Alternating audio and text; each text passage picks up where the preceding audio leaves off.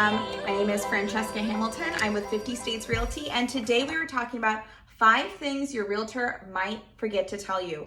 This also applies if you are working with a realtor that's either not experienced, or if you're doing the risky thing of working with a friend that got their license just for kicks and does it totally part-time, or if you're taking the risky approach and buying or selling something for sale by owner yourself, which I do not recommend. But if you're doing that, you really need to watch this video irregardless. So the number one thing is that the MLS, Zillow, and Redfin can be incorrect. So you want to make sure that you double, triple check everything yourself. A lot of people don't know this, but when agents enter information onto the MLS, they do it by hand, just based upon what the seller told them and what they found out by taking the listing. So obviously they could check a wrong box.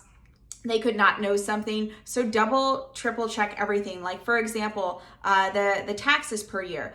You know, go onto the Maricopa County Assessor yourself, enter the parcel number, check the taxes, because it could be that if the agent was lazy, for example, they copied over a listing from 5 years ago and the taxes have now gone up a few $100s. Especially this is true as if you're buying in, for example, a brand new home. So let's say you're buying a home that was built in 2019. Those taxes are not going to apply because the county probably hasn't processed the fact that there's a new structure, a new improvement on it. So it could go up a few thousand. So be very careful.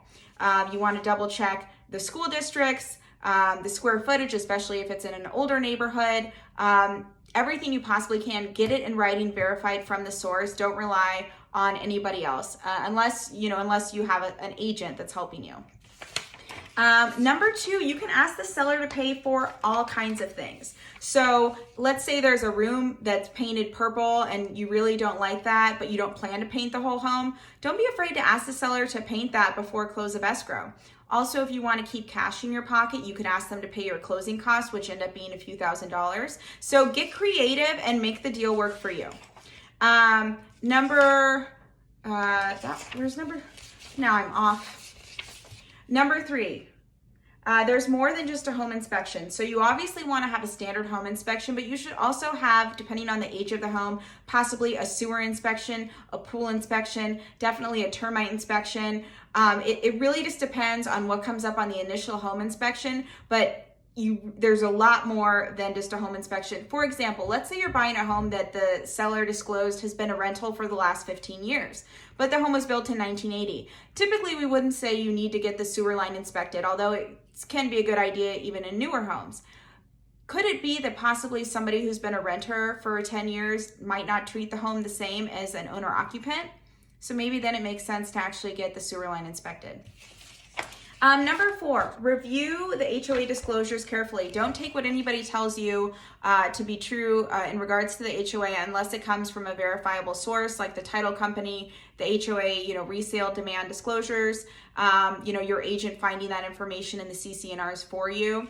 The other thing you might want to do is actually request the minutes from the HOA board meetings. So when HOAs meet, they actually record, all of the information that was discussed in the meeting in something called the minutes. And so if you want to make sure that there's not an upcoming assessment, some inherent issue that the HOA has, a budget issue, then you might want to look at the minutes, and that's something that you can request from the HOA. Hopefully they will share them. They don't always, but they can be a very good tool.